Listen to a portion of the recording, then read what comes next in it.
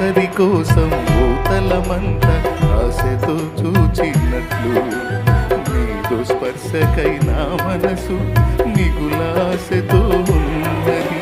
నా వేదన నన్ను బలిగా అంది, నీపై ఆశను నిలిపింది. నా వేదన నన్ను బలిగా అంది, నీపై ఆశ బ్రతికించింది.